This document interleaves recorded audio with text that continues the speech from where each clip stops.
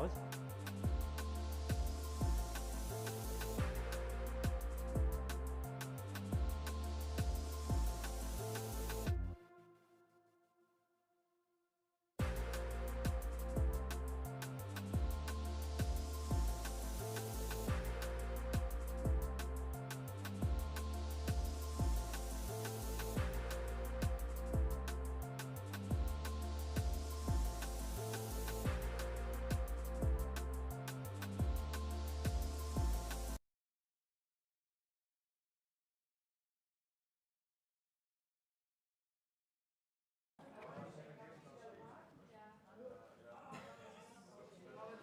Hallo, guten Morgen.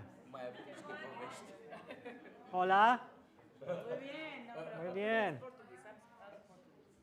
Totola. Buona mattina. No, I was searching for Hungarian. My colleague from Hungary can help me. No, that's. Jó ceva, jó reggel. Jó reggelt, jó. Okay. Hello. Good morning. There's something we do with our students when they don't pay attention to us. We just ask them to raise their hand. Hello. Do you have any questions? Yes. Welcome to the last day of the International Week. I'm glad you made it. I'm glad you survived. As a side joke, I was talking to my colleague, Daniel. 2 days ago, he was wearing some shades. And I told him, is it to cover the last nights and days? He said, no, it's just the sun. So yeah, congratulations to the organizing team for doing an amazing job with the International Week. We've been busy with a lot of events. We just finished another event. Some of you participated in the park, Festival of Emotions, 3,000 children, kids running around, discovering emotions, us discovering our emotions. So welcome to the last day of this International Week, which also is concluded by the third edition of the Melomind Conference on Psychology of Music. Together with me is an amazing team. I will pass the word to my colleague, Simeone Kim, who is a psychologist and a musician. I'm the intruder, I'm just a psychologist. And a couple of years ago, we decided to start this adventure of beginning a Melomind project. Simi will tell you more about it. And we started the scientific side of it, which is this conference. And a colleague of mine told us an interesting thing, which I still remember. He said, it's a great thing you did it. Congratulations. Make sure you show up next year, too.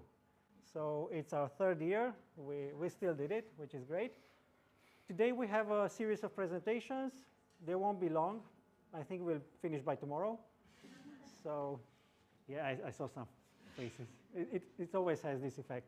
Now, they will be brief. There will be time to enjoy a coffee break, to network, to discuss. I'm glad you're here. The presentations will be in English. If you have any questions, please ask them at the end of each presentation. The focus this year is on how music and psychology help us, especially in the focus on children and adolescents, which continues while we already started this week with the Festival of Emotions. So I'm pretty sure you'll have many questions about it. And without further ado, I'm going to invite my colleague to present you briefly the schedule for today and also for tomorrow, and some recommendations, because we are also during the Days of Cluj, which is another big event happening all over the city. You've already seen something yesterday, and also today and tomorrow and Sunday, if you're still here. Thank you, and welcome.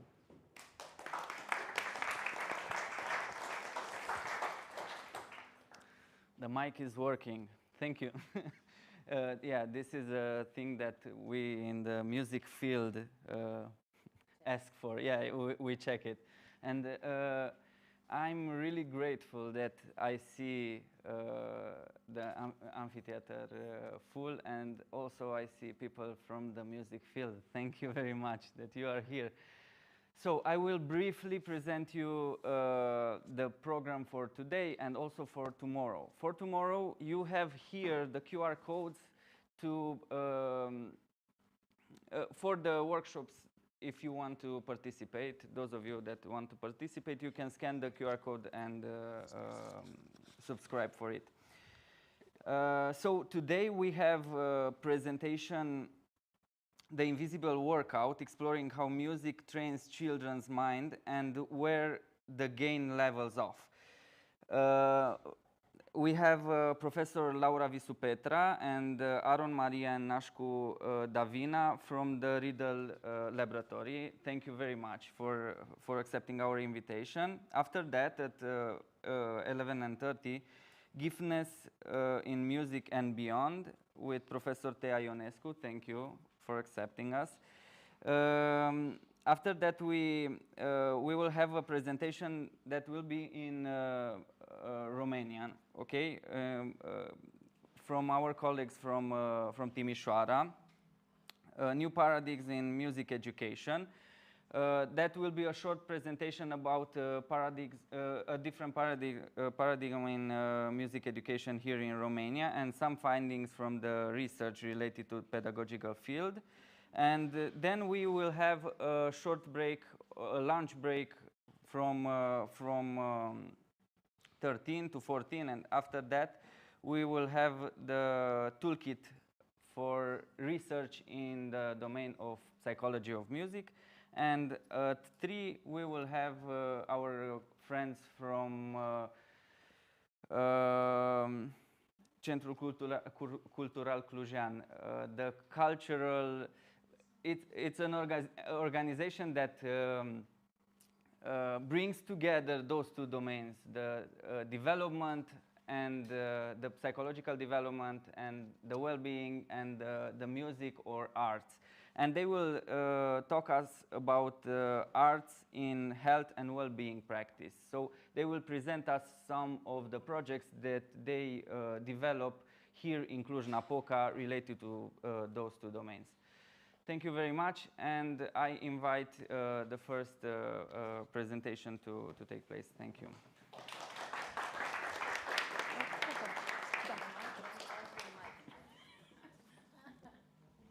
Good morning. We are very happy that you are awake and here with us. And before starting the presentation, I also want to congratulate our colleagues Sebi and Simi for all their hard work, and also the team who organized the International Week. And it's really good to have such an eclectic audience present here. And if Sebi mentioned that he's an intruder to the musical field, please see us as the same. So we are also, to some degree, perhaps spectators, consumers. We are quite a musical group, we would say. We love going to concerts, but we are not necessarily engaging in what we will talk about today, which is a more formal form of musical training, also known as musical education. And perhaps some of you are more experts in this area, so we would welcome your feedback.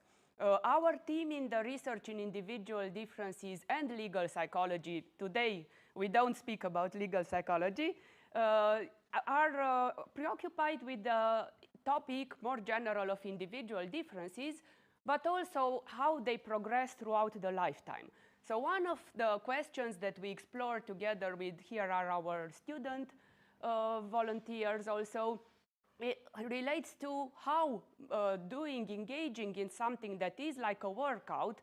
It can be a physical workout, and we have a dedicated team that investigates the benefits, for instance, of climbing or other sports on cognitive and affective performance. And we can ask the same about music. Like, is music a sort of a trainer for the brain, for the mind? And I think it's a question that preoccupied researchers and parents and all sorts of audiences, because it is also a sort of a promise of this kind of collateral benefits. Since we agreed to being imposters, we wonder if you are also in the same camp as us. So we have prepared for you. If you have your phones ready, we want to have a sort of a live analysis of the audience, and we have some questions for you. So if you can scan the, sorry, I started a bit late. Okay, so if you can scan the QR code, you will find a few very easy questions. First of all, we wonder if what we mean by musical training is years of training, can be 2, doesn't have to be necessarily more, and during those years, some solid weeks, months of training. Oh, we have a lot of people who said yes, so we are very happy to have this kind of balance. We are feeling overwhelmed in the no camp. So let's see if there are more responses. Quite an overwhelming majority of yes responses. Excellent. So we have 30 people who suffered throughout their lifetime. And now we go to the next question for you. Sorry? Okay. I hope everyone got to. Here we have the second question. What type of musical training? So we will also ask about timing. So we have a lot of piano players. Those parents did a good job with you when you were kids, probably. Guitar, flute. Yeah, probably just the persons who responded, who said yes. Let's see if we can scroll down. I haven't, yes. So mostly piano, drums, singing, flute, I see is also music theory, that's often a topic of the studies. Guitar, saxophone, that's cool. Okay, a typical Bavarian instrument, very mysterious. What is it? Can you give us the name? Okay. It's typical, but perhaps a little less familiar to the rest of us. Okay, so we were wondering if you had this multiplicity of some of you training during childhood and stopped, during adulthood. Some of us start late. There are some interesting studies with late bloomers in the musical field, or throughout the life from childhood up until now.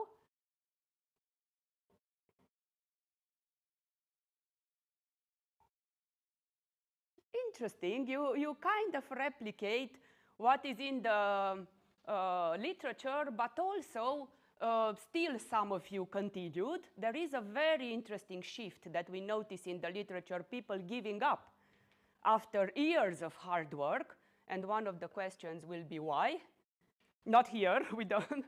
And here we have some questions about the impact.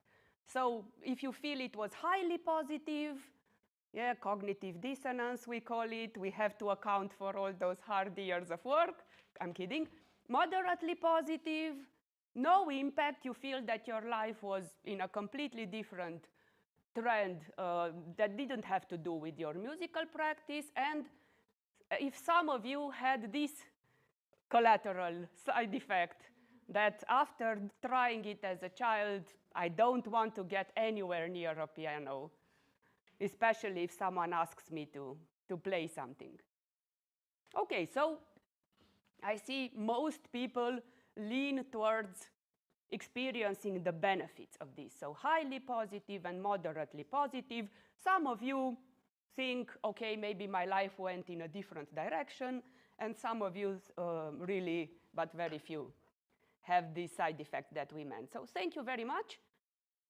And the last one, we ask you to have, maybe we can look at some reasons. So few words why it had such a positive impact, and then also why you hated it afterwards. So a very brief descriptive response, which would be very helpful for us.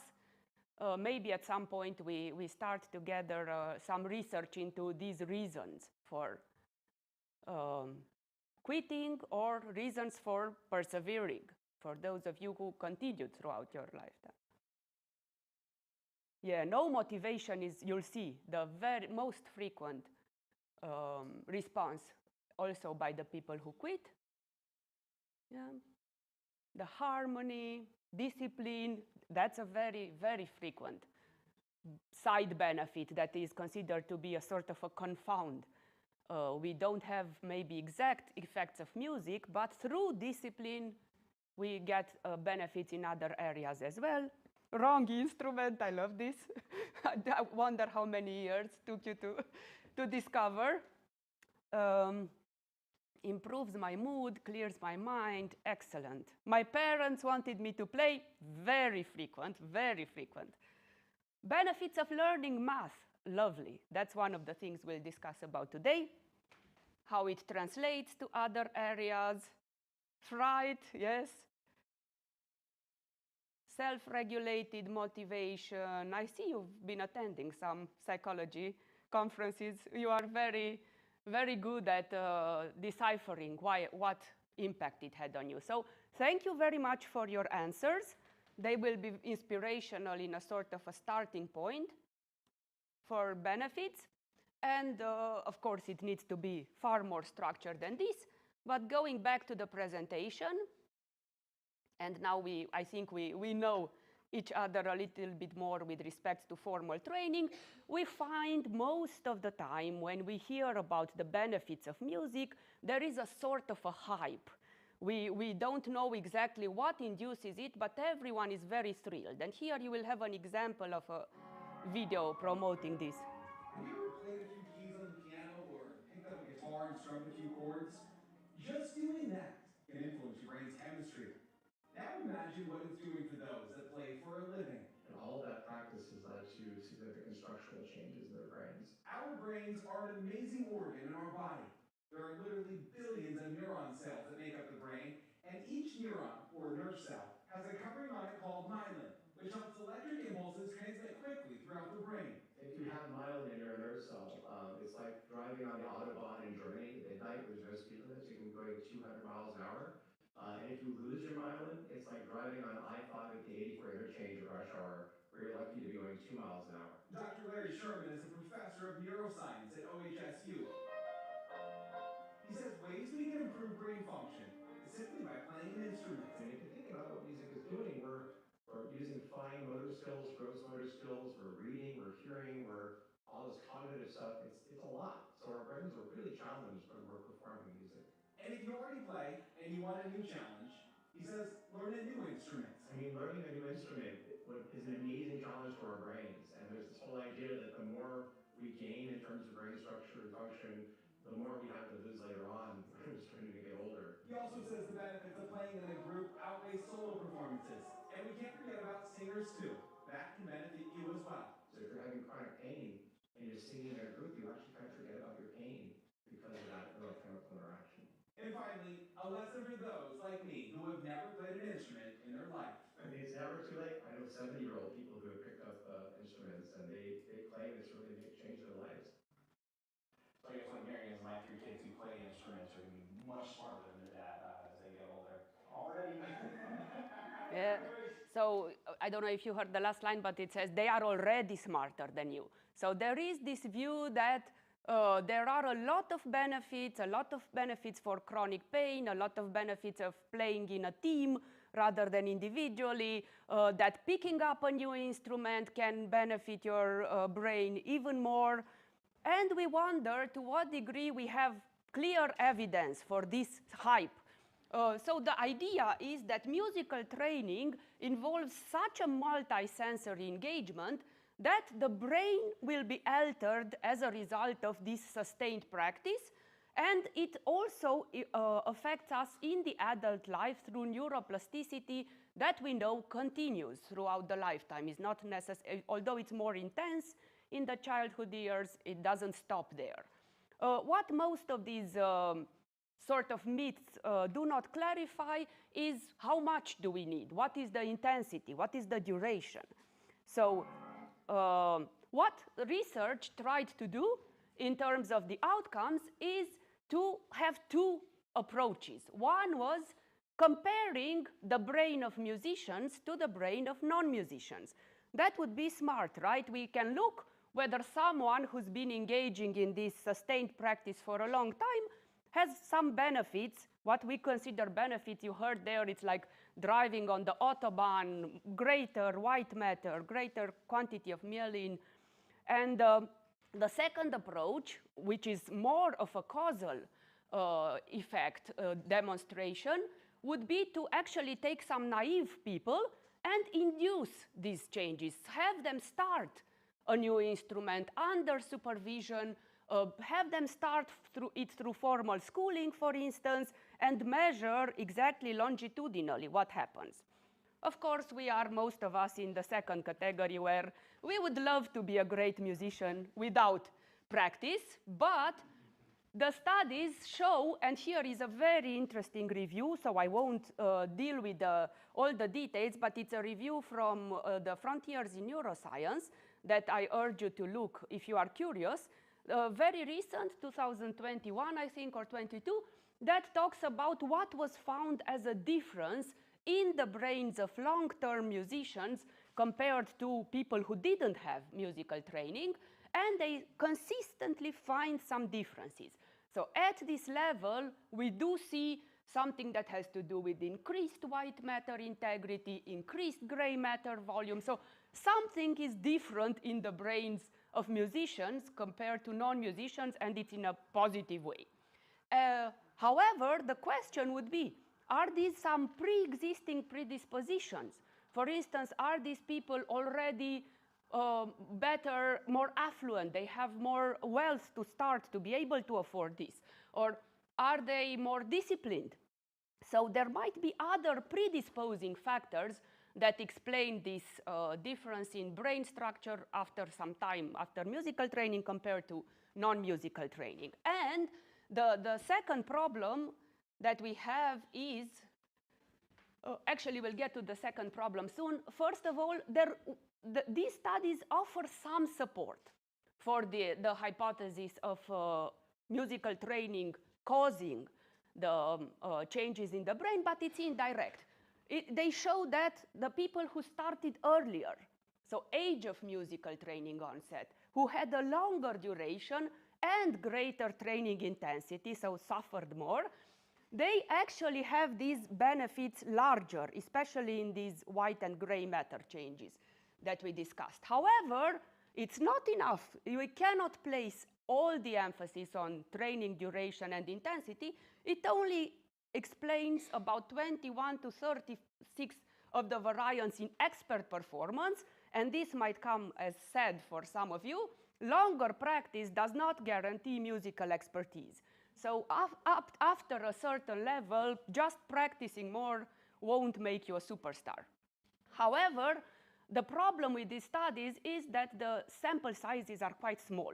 In these studies, they have often, you will see studies with 15 musicians. Sometimes they have case studies that I've seen some interesting studies with 7 musicians. So it's a sort of an atypical population, if you are familiar with the psychological studies. So the second approach was, okay, we cannot be a good musician without practice, so we have to try some practice.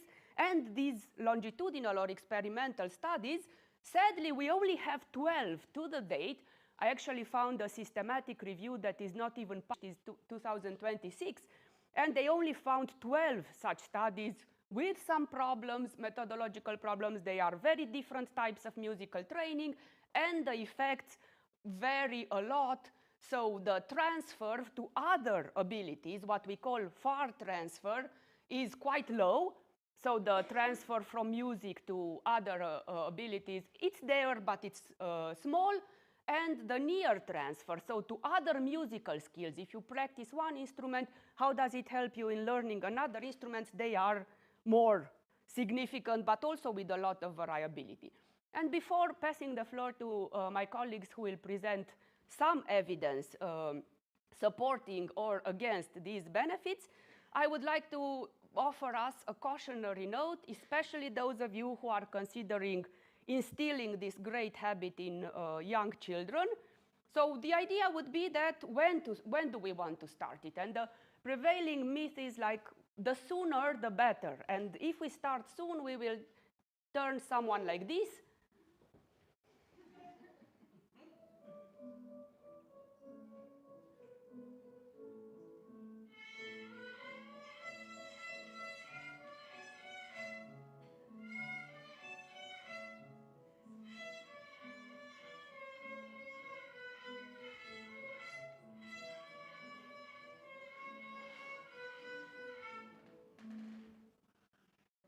Okay, great job.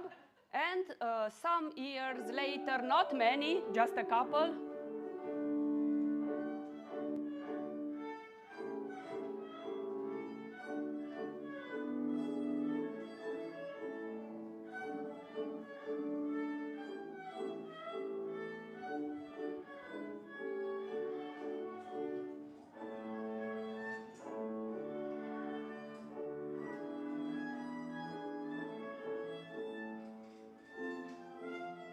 You get the idea? It's some progress. And also, besides that progress, we will have a lot of collateral benefits. And you find a lot of infographics that summarize benefits from language abilities, empathy, emotional resilience, increased self-confidence. So that is like the general promise of a very structured musical training. While the reality, and sadly, as much as I tried, I couldn't find a video of a child hating his music. But I did find another type of hate.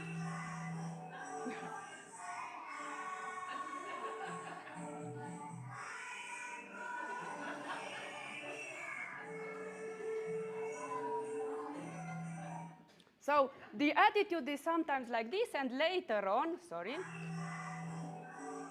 Let's see if we can get the next video to appear, yeah?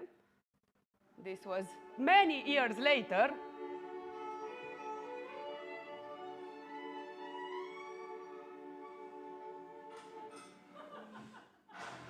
Nobody seems really happy in this formal, structured lessons that are sometimes last for years in school.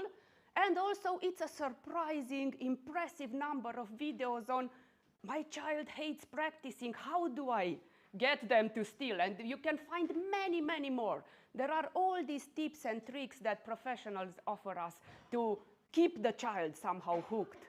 And I would recommend, if you are curious, I really love this video where there is an unsolicited advisor, pretty much like ourselves, who explains why you should let your child quit music if they want to do it. And it's a very cool video which summarizes also some science. And I also like this article, Why Do Kids Hate Music Lessons, from a former violin student who say, they were driven to other hobbies, bored, stressed by the teacher's expectations, or defeated by the lack of progress, and also sometimes pressured by their parents, and tears were shed, and leisure was turned into duty. Also, if we look at reasons, and this is another interesting article that we will return to in the end, some reasons for stopping are surprisingly similar between children and adults. Lost interest, as you said, no motivation, didn't want to learn anymore, busy with school or other interests. When I left school, stopped and didn't own my instrument seemed to be a reason for adults stopping. And he thinks very, very profoundly about why this happens. And I like these arguments, first of all, because they are called musical lessons. And it should be, let's remember the verb of playing music, not lessons. Parents are very pressuring, and also there is a sort of a perfection-driven culture. Maybe some of you have experienced it. That diminishes the joy of making music, and probably some of you have watched this movie. It's very, very popular, and I recommend you to see it if you haven't. It's called Whiplash, and it promotes this myth that, as it's the motto here, suffering is the soul of greatness. So if your student doesn't suffer through the training and this excellent actor performance shows how sometimes some instructors can be, they won't have this greatness. And the final problem that opens the door to my colleagues is that the hype on music lessons as building blocks for something else, so not just for itself, but mostly for promoting math or academic achievement, treats the music as a negligible byproduct. So it's not for the music, but it's to get my child to be better in math or something else. And of course, this depletes a lot the joy. And I have here one counter example, and I'm sure if you take pictures from your activities these days, it will feel exactly the same. We have a musical guitar group here in Sibiu. Hundreds of children travel throughout. I encourage you, if you hear about their meetings, to see how much joy there is in playing the same tunes together, hundreds of people. And also some further reading, there is a very interesting APA, American Psychological Association summary from 2026, Music and the Mind. They also promote this book, The Science Music Borderlands, and also some interesting articles that show that it's possible for us people with not so much musical training to actually have some perceive music in a similar way to musicians. And now I will pass the floor to my colleagues who will switch to some concrete evidence.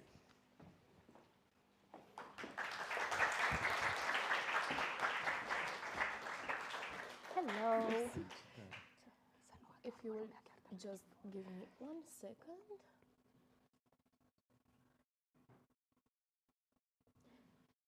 All right. Hi, my name is Maria Aron. I am getting my master's degree here in Cluj at UBB. I am studying clinical psychology, psychological counseling, and psychotherapy. And today I want to talk to you about the benefits of musical training and how it has an impact on executive functions. I think I said a lot of words that sound a little bit scary, but I swear I'm going to explain them, and I hope by the end it will make sense. I am going to have a small introduction, talk to you about the benefits, and then we can have a more open discussion, if you will. So, I would like to talk in the first place about the Mozart effect. It's a phenomena that you might have heard of before. It was coined after a popular study done in 1993 that claimed that playing Mozart to babies would improve their intelligence. It was a phenomena at the time it came out. Parents started getting invested. They started playing Mozart to their babies every day, every night. I believe there was a governor in America who started investing in this as a result of this study. But as time went on, the benefits observed in that initial study were less solid than we would have liked. There was a problem with the sample size and the experiment in general. But the hype created from said study made an interest in the field of music and how it impacts executive functions. So the hype kind of helped in a way. Even if the initial study wasn't as solid as we would have liked, an interest sparked, and so more studies were conducted. Another study later made observed that more benefits can be earned through actually learning music rather than just hearing it. So musical training has a more solid impact on executive functions such as intelligence, academic performance, and so on. And if you are wondering, yes, I am also an outsider. I did do some choir as a child, and I did play the flute a little bit. No, I wasn't that good at it. But now I'm studying psychology, so win-win. But executive functions are a group of mental processes oriented towards goal-directed, purposeful behaviors. So any behavior, any action that you start and has a certain goal and a reasoning of why you do it will need executive functions. I might refer to them as EFs, so it can be easier for me in my speech. The benefits of musical training on EFs are complex. It's a very multifaceted relationship. So as I go on and I explain to you the benefits through some of the studies I have picked out, try to remember the metaphor of the building blocks. The musical training doesn't have quite a direct impact. It builds, it builds, it builds, it builds. The skills build upon each other and the benefits build upon each other. I hope it can help you understand better as I go on. So, today we are going to be talking about the benefits on working memory, cognitive flexibility, inhibition, intelligence, and general academic performances, and attention. We will be exploring the benefits across multiple age groups. We have some studies conducted on preschool children, adolescents, and adults. As I said, the first study, the benefits, was a study on preschool children, which the hypothesis it started from was that in order to make music or sing, a child must be able to understand a set of rules and have certain behaviors. Let's think about how we have to understand the rules of music. We have to understand what certain notes mean. We have to wait for our turn. We have to adjust the way we sing to the way we sing with others. We have to adjust our performances to the symbols that are on the musical pages, and so on. So, in order for that to happen, we need a high degree of restraint, control, working memory, and cognitive flexibility. This is the main hypothesis of this study. Also, if you think about it, musical training involves multiple senses, including auditory, visual, somatosensorial, attention, memory, and so on. So, we notice the benefits here as well. It's a bit of a more complex experiment. There are two, actually, so I lied to you, I apologize. There were two classes of children, average years, 4 years of age, with no prior musical training. They were separated into two groups. There were 3 measurements taken. The training curricula was 45 minutes, 5 days a week for 12 weeks. It was based on a combination of motor, perceptual, and cognitive tasks, such as training in rhythm, pitch, melody, voice, and basic musical concepts. We had the control and an experimental group, and here you can see some examples of the activities during the training, such as having a solo, a young children sings alone, keeps the pitch and rhythm correct, singing in silence, singing without sound, dancing. It was a very complex training regimen, if you will. So, in the first experiment, weeks 1 through 4, we had musical theory, weeks 5 to 12, singing, dancing, and role-playing. Executive functions were assessed before and after the training. The procedures used to assess the executive functions were the day-night Stroop task, dimensional change card sort, dot matrix test, and backward digit span task. This is about inhibition, this is about working memory, and so on. After the study was conducted, the results showed that 12 weeks of integrated musical training could promote the development of executive functions. This is a lot of statistics. I am not going to bore you with it, but it was solid evidence. The second experiment had the same performance test materials and wanted to observe the after effects of the tests after 12 weeks when the children had no other musical training activities. The scores of the executive function tasks remained significantly higher in the experimental group rather than the control group. So, what's important to remember from this is that the transfer effect continues to play a role after the cessation of musical training. So, in conclusion to this study, musical training can promote children's inhibitory control, working memory, and cognitive flexibility. Our second study, it's also on preschool children. There were 71 children, 4 to 6 years old. 32 children had visual arts training and 32 children had musical training. There were training programs, they were computerized, 4 weeks, 5 days a week, 2 daily sessions of 1 hour each. Also, the measurements were taken also during pre-test, training, and post-test. The instruments were Welchester, preschool and primary scale of intelligence, and go, no-go task with ERPs. The go, no go task, they were shown on the computer screen for shapes. Some were white, some were purple. White meant they had to click a button, and the purple meant they didn't have to click it. ERPs, it's a technique used in psychology. It's exposure and response prevention. So it also works with the inhibitory control of our impulses and responses. The aim of the study was to see if there was any sort of improvement in verbal intelligence between the two training conditions. Training in music listening skills transferred to the verbal ability, showing enhanced performance on a measure of vocabulary knowledge. There was seen some more minor improvement in other executive functions as well. There was no significant increase in verbal or spatial skills following the visual art training program. There was a trend of an improvement in spatial skills, but the hypothesis by the authors was that technically the spatial skills take a bit longer to develop. So maybe the 4 weeks weren't enough, but it was a trend, and I believe there have been more studies that followed after this. The verbal performance can be improved independently of spatial performance. That is another important aspect. When you think of executive functions, they develop separately and can be trained separately. Music and language are closely linked in our cognition. They are close in our brains. It's easier for them to fire together. You will see here visually the results observed. So this is before training, this is after training, and so on.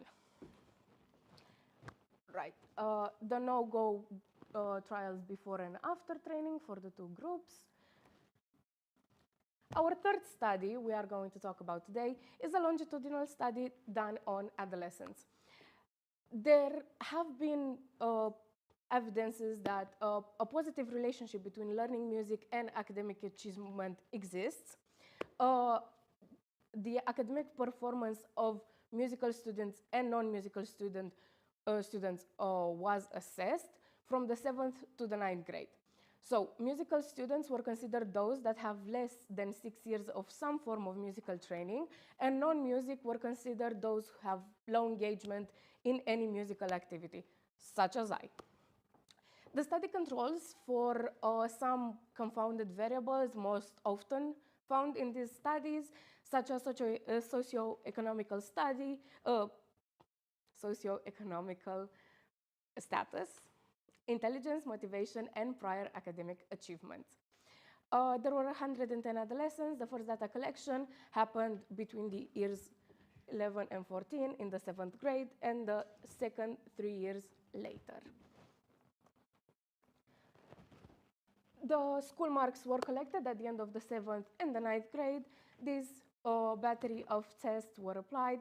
There have been positive associations found. So, as I said in the beginning, the relationship between music training and academic performance is multifaceted, because there are positive associations not only between musical training and academic performances, but with the variables I talked about earlier, like intelligence, motivation, prior academic achievement, and socioeconomical status. So this significant difference observed between the two groups might be also because of the positive associations found between musical training and these variables. So remember the building blocks? They stack upon each other, and together they can have a much better academic performance than non-musical children. There are a few more visual graphs to help you understand what I just talked about.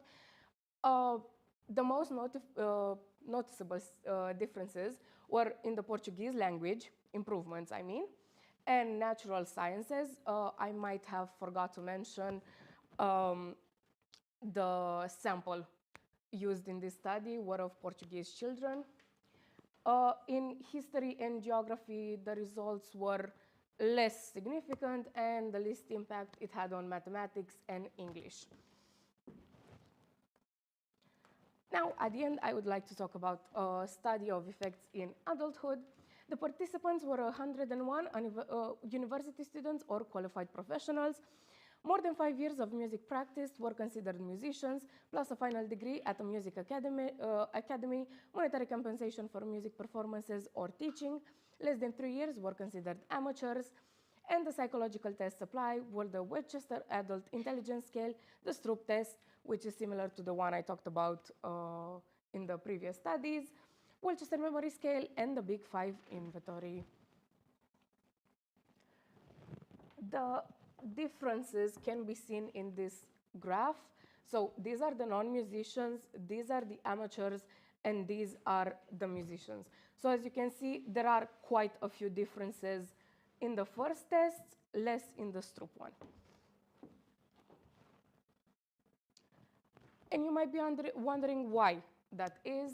Musical training is a multisensory experience. It involves multiple cognitive functions and underlying neural networks. So, executive functions are necessary, needed in making music, in musical training. So they are trained daily, they are practiced daily, and they are used daily.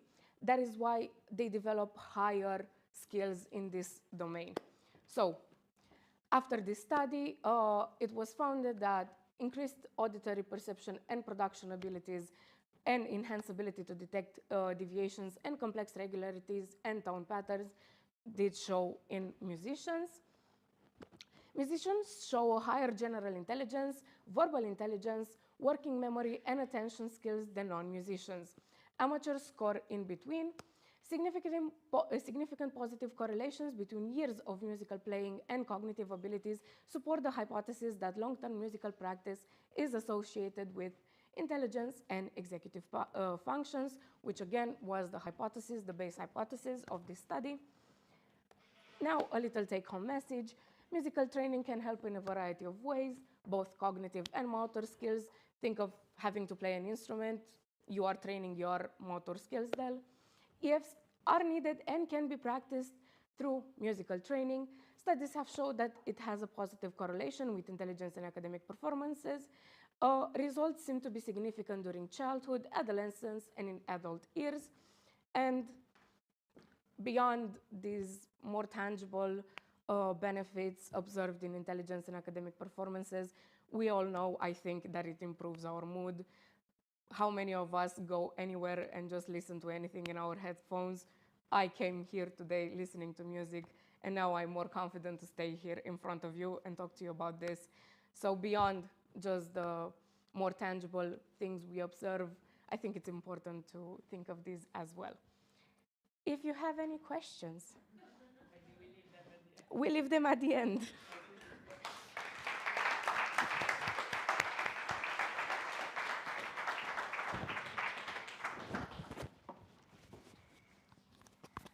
Good morning. My name is Davina, and I am a student at Legal Psychology Master Program. And what I will present you today is that actually there are some limits worth mentioning when it comes to these promising effects of musical training. And although these effects may be very exciting, we should be careful and try not to get carried away and ignore the critical voices of some researchers. Remember the Mozart effect Maria told you about? When it was first revealed, the association was misrepresented in the media as a causal relationship, meaning listening to classical music causes you to be more intelligent. The initial research did not mention the name Mozart effect. It was the name given by the media, and research doesn't sustain this effect because they couldn't find an increase in intelligence in other studies after listening to only 10 minutes of classical music. And this effect is a very good example of how exaggerated media presentations can lead to people believing in something miraculous that in reality, well, it doesn't exist. And as you can see in this image below, only by searching on YouTube, we can find these videos that claim it can enhance your memory, focus, learning, intelligence, anything you want, really. And these videos have a lot of views, which means a lot of people still believe in this effect. So this is why it is important to know the limits that research shows us regarding musical training in order to not go on a wild goose chase again. When we talk about musical training, an important concept is the mechanism of transfer of learning. So transfer of learning can be near when a set of skills are generalized across domains that are tightly related or closely related to each other, or far when there is a generalization of a set of skills that occurs across domains that are loosely related to each other. When we talk of the effects that musical training have on cognitive abilities and academic success of children, this implies the mechanism of far transfer of learning, because children train their musical abilities through music-related tasks, not their cognitive abilities through tasks that target school performance. But does far transfer really occur in musical training? And does expertise, intensity, and duration of training have an impact on its effects? Well, firstly, a very interesting recent study claims that professional musicians have no cognitive gains when compared to musicians who have at least 6 years of formal musical training but do not identify as professional musicians. In this study, they investigated the differences between people who had less than 2 years of musical training categorized as non-musicians and people who have at least 6 years of formal ongoing musical training who either self-identify as amateur musicians or professionals. By measuring their musical abilities and cognitive abilities, the researchers found that on music-related tasks, performance increases with expertise. This means that professionals, illustrated with blue, perform better than amateur musicians, illustrated with green, who perform better than non-musicians, illustrated with red. There is a different story, however, when we look at the cognitive abilities. On tasks that target executive functioning, such as updating, verbal and visual spatial short-term memory, professionals and amateur perform the same, although slightly better than non-musicians. It is very important to keep in mind that these results show correlation, not causation, meaning expertise does not cause these differences in cognitive abilities. In this case, the differences could mean that transfer of musical learning stops at a certain point, or more likely, the relationship is explained by other factors. So, the positive effects of music training on cognitive abilities of children may be explained by pre-existing differences between people who engage and pursue music training and people who don't. One of these factors is intelligence, and studies claim that people with higher intelligence may be more likely to engage, pursue, and succeed in music, so there may be a baseline advantage for musicians. Also, socioeconomic status of the family is another pre-existing advantage for musically trained individuals, because people with higher economical income are usually more involved in their child's education. They can afford to put their children into formal musical training, and they can ensure that their child is exposed to various extracurricular experiences that can lead to better cognitive performances. Self-selection effect and innate musical ability refers to the differences that can be observed in studies, because high-functioning individuals with high levels of musical abilities are also more likely to take up music lessons. So it's not a matter of nature or nurture, but rather a matter of nature and nurture, because both pre-existing factors and training of specific skills lead to this cognitive advantage that we see that children that are musically trained have.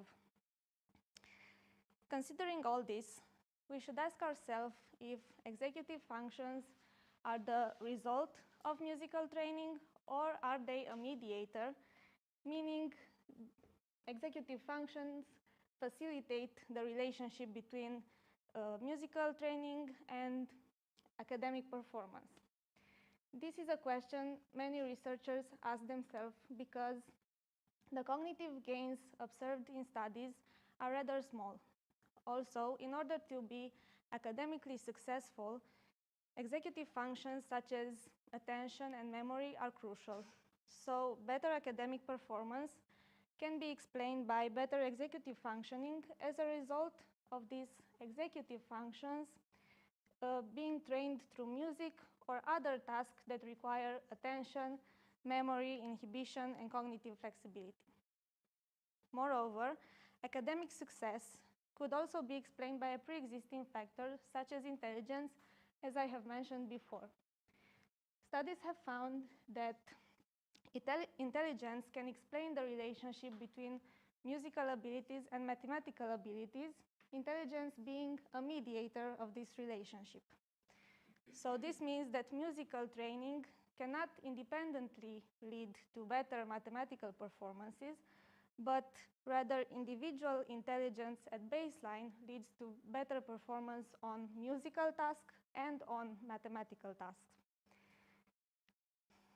Some may think it is logical that higher intensity of training could show better performances and greater differences between people who train in music and people who don't, right? So an experimental and longitudinal study tested this idea. And in this study, they recruited 203 children at the end of their kindergarten year and then randomly divided them into two groups, a control group and a treatment group. They were observed all the way through second grade, and their performance on different tasks of executive functions was assessed.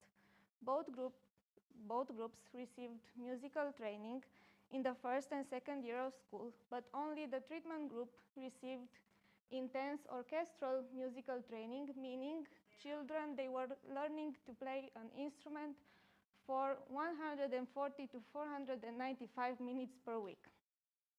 On the other hand, the control group was exposed to only 45 minutes per week of typical classroom musical training, which is about 10 times less than the treatment group, which is a pretty big difference in intensity, right?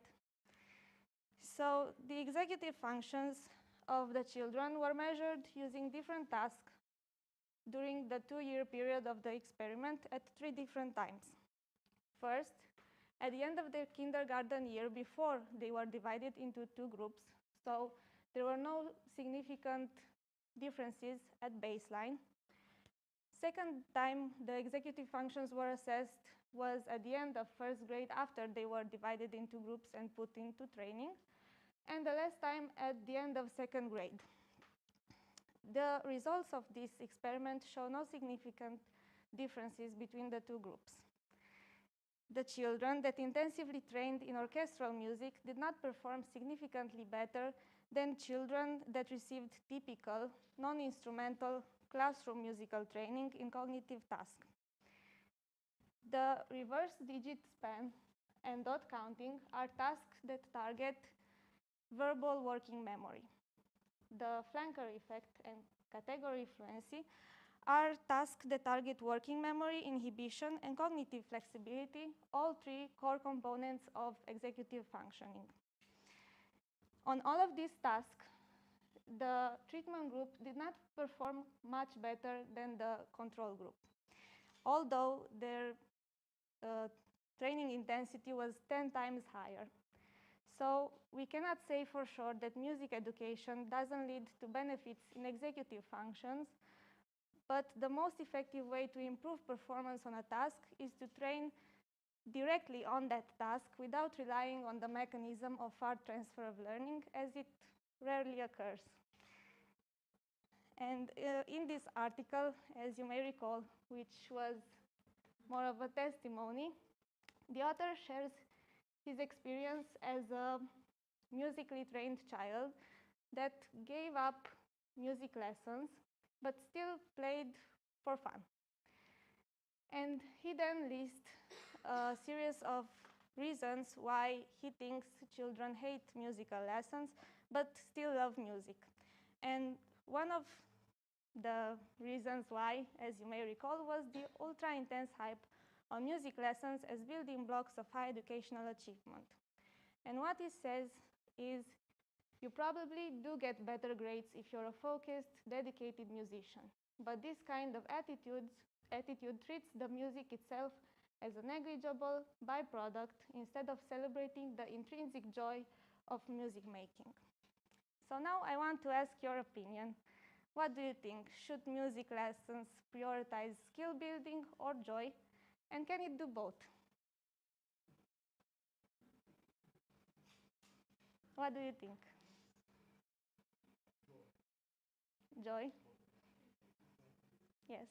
I think it's both, because especially little children, they both learn and play at the same time. So they may not experience it like, oh, I'm learning something, but if the teacher is like does it in the right way, then it's teaching for the children, but they don't experience it like teaching. So it's both, and it's not only for like music, but it's like maths and language and all these things for little children.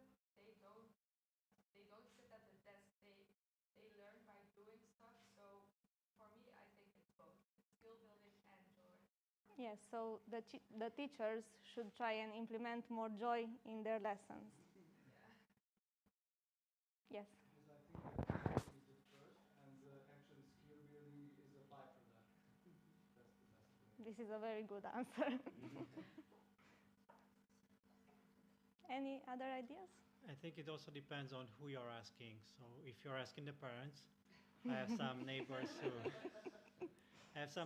who are professional musicians. They have 4 kids. Guess what children are doing? They're all becoming professionals. So if you ask the parents, they will definitely say skill building. If you ask the kids, as my colleague said in the beginning, it might or should be or would be recommended to be for joy and then become skill building later on. Pretty much like with external or internal motivation. You start with something external and then it might become internal in time. Yes. So, in the end, even if there are no significant gains regarding executive functions or academic performance as a result of musical training, we should still appreciate the intrinsic value of music and keep training in it, teaching it, and enjoying it, because isn't it reasonable to teach kids about the only thing that makes people everywhere dance, dream, and connect with one another? Thank you.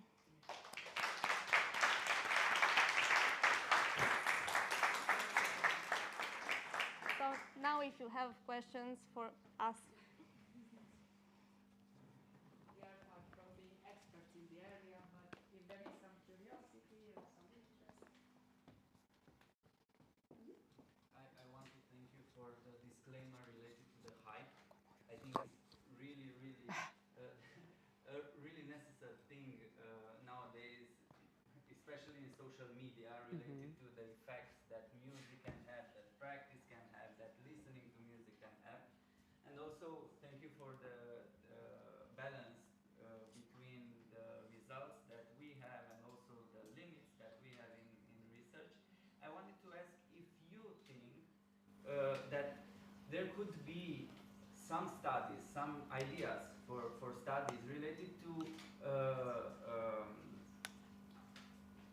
not the far transfer, the The near transfer, yeah. related to near transfer, what kind of abilities, psychological abilities, or maybe specific on cognitive abilities that can be measured to see if there is something that the people that are taking music lesson can gain and help them in their development. I will just briefly answer and then let my colleagues who have looked at how it's done in closer detail.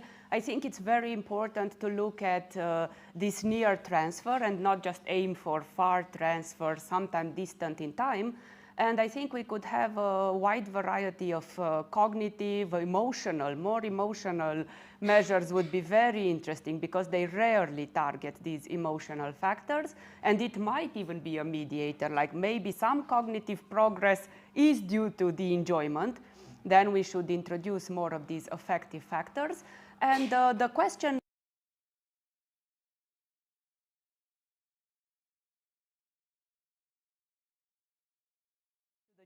and there is something right after, but maybe it doesn't last. So these would be two directions in which I would add the emotions factor to be systematically measured, both as a state and as a general predisposition, and look closely how long they linger, these effects. And you might remember when I talked earlier about one of the studies conducted on the preschool children. I will go back so it's easier, but as an answer. So one of the studies I have shown you was an example of this near transfer.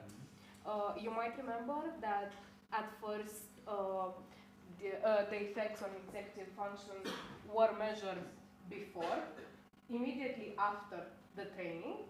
And then in the second experiment was the after effects, so it's after 12 weeks. This is a very good example of near transfer, and it has been shown that the benefits last. But as my professor said, it should be studied more on just how long they last and maybe looked more into the whole mechanisms of it all. But I agree, I don't think the end goal should be the far transfer. I believe if even small benefits on a small period of time can be gained, be it emotional, cognitive, even motor, I think it's worth it, and at the end of the day is a good thing. The only thing I would add to my colleagues is that, well, we can talk about near transfer because when you train in music, you train your executive functions. So there is a near transfer from musical abilities to executive functioning abilities, if it's clear. But there's a far transfer when we talk about academic success, like there was mathematical performances, because those are not closely related to each other. So there will be the far mechanism, the far transfer mechanism, and on the specific executive functions that are required for music training, there would be the near transfer of learning. And I think it would be very useful to derive some ideas for what actually improves also from musicians, not just from psychologists, because I think they might have some very good intuitions on, okay, I practiced and this, I felt it, I don't know, what kind of memory, what kind of discipline even improves. We can ask, there would be some place for qualitative work, just asking what they experience has improved. Thea, please. Can we think that it's not even transfer? I mean, if I'm practicing music or practicing sport or practicing math problems, I need to focus. I need to use inhibition. So it's executive functioning training Directly. besides music, like notes and listening. So it's, I do train inhibition and then I see that inhibition is greater. So it's maybe not really a transfer from music to executive functions, but from using my executive functions when doing music to executive functions. Yes. Exactly. That's kind of the basis, or the idea is most often explored in these kind of studies. It can be applicable in a range of such training programs. If you remember, I did talk about the visual arts training that was also seeing some benefits. So, yeah. Yeah, we need a proper comparison group. So what would be something that is like music but does not contain music, and see?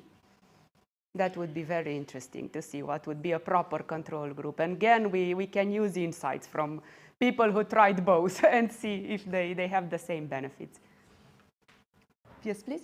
I think we're making progress because I think we're adding some gamification and things in our classes and things. And this just brings to mind two examples. I was a trumpet player in school, and you play the band music and all that, okay.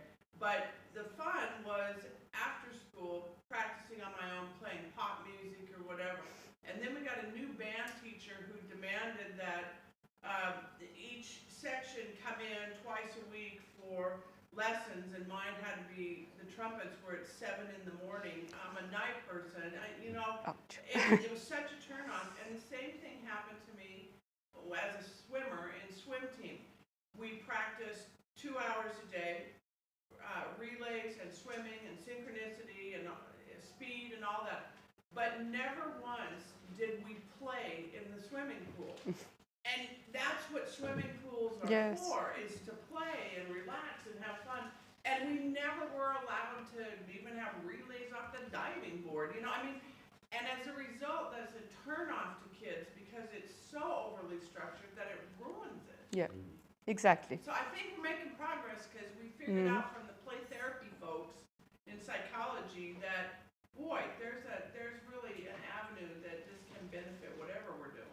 That's true. And just like with executive functioning training, it's very hard to measure afterwards. What exactly is the cause of whatever you register? Is it the play? Is it the fun? So it makes things more murky, but it's definitely for the benefit of the child to have this mix of ingredients. I think, yes, please? Maybe a last question to have. Thank you for your presentation. I really like the connection between playing or training music and the growth of executive functions. And that's then also maybe a recommendation to keep music also in schools as part of the preschool education and part of the primary school education, because nowadays we see a trend in the opposite. That's true. We need that skills. We only need reading and writing. For sure, this research can support this recommendation to keep music in schools. Yeah, that's a definite message that we would stand by, and especially if it's in a non-structured, not so formal way, it would be with immense benefits, even if not just academic ones. And we hope that by presenting some more tangible benefits and results that maybe interest the parents or the teachers, such as academic performances, maybe they will agree more to keep music as in the training curriculum and encourage their kids to get involved.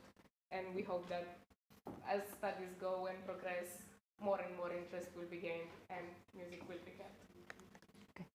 I just wanted to say something please. In relation to psychology and music, that some therapies are now including music to provoke some emotions.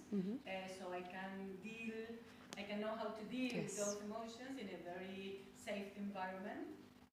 So just, for instance, the protocolo unificado, unified protocol from the Transdiagnostic with Barlow from the University of Boston.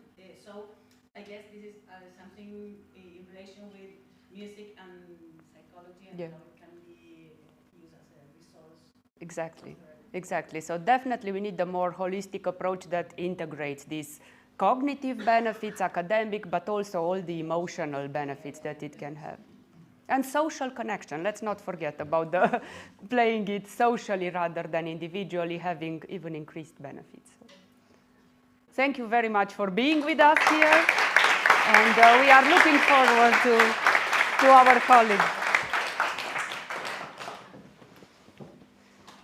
I want to thank my colleagues for accepting to join us. We launched the invitation last year, so they promised we'll be there. Take care of that promise. Thank you. the message for me is clear. I'm going to start learning to sing, playing an instrument. And I have my very good friend here. He's going to help me do that. Joke aside, I think there are some very good examples here, some very strong studies that show the benefits. And also, as we always say in psychology, it depends. We don't know for sure. I mean, it's not an exact science, not even, I don't know, physics. It's any longer an exact science. So we need more studies, but there are clear benefits. And even if it's just what my colleague said in the last words, the social connectedness, I think it's relevant and important, okay? Thank you. We're going to take a short break, 10 minutes for some coffee, water, and then we'll continue with my colleague with her presentation about giftedness in music and beyond. Thank you.